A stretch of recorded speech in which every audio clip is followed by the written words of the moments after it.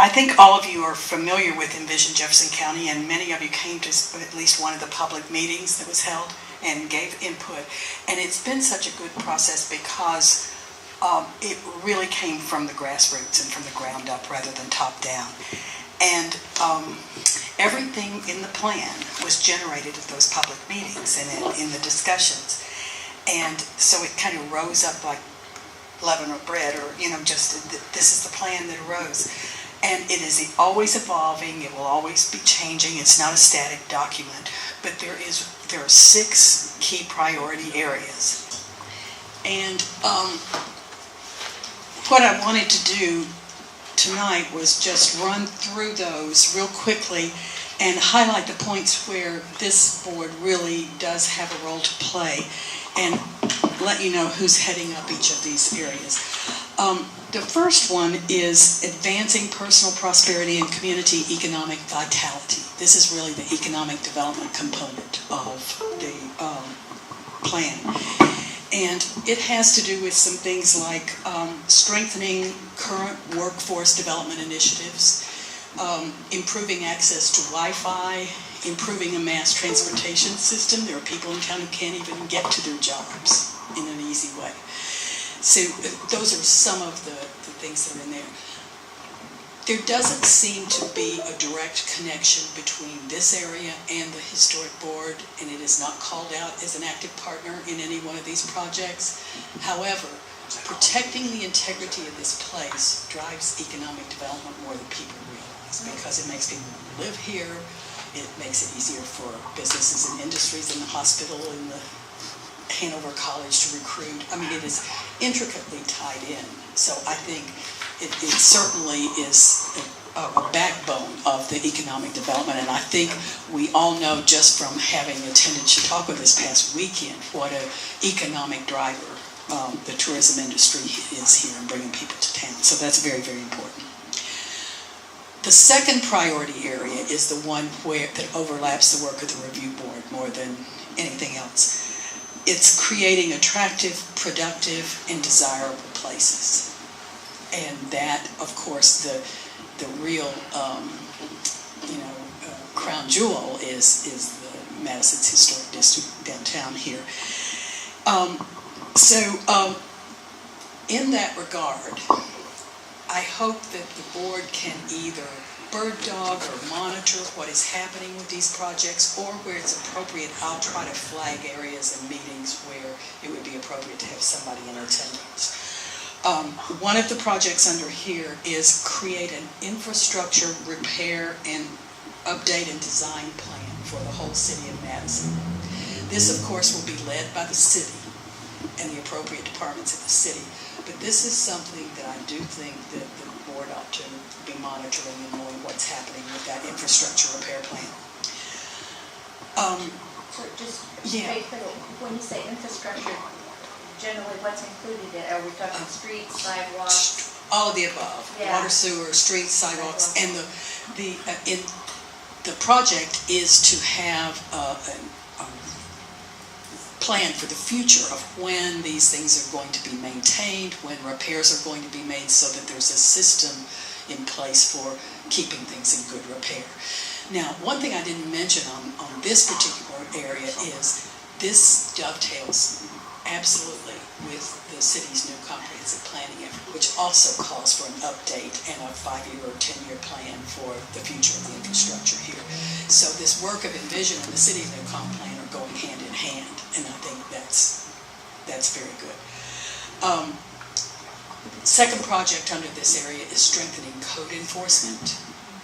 So many times at the public meetings, the comment was made about the eyesores, particularly on the entryways into downtown and I know into town and into the community, and that was brought out at the comprehensive planning meetings too. So again, they're right in sync, and I think people do care about what this place looks like. That certainly falls to this board. Improving gateway and signage within the community. Gateways and signage, very much needed. Again, part of the comp plan. Develop active living infrastructure.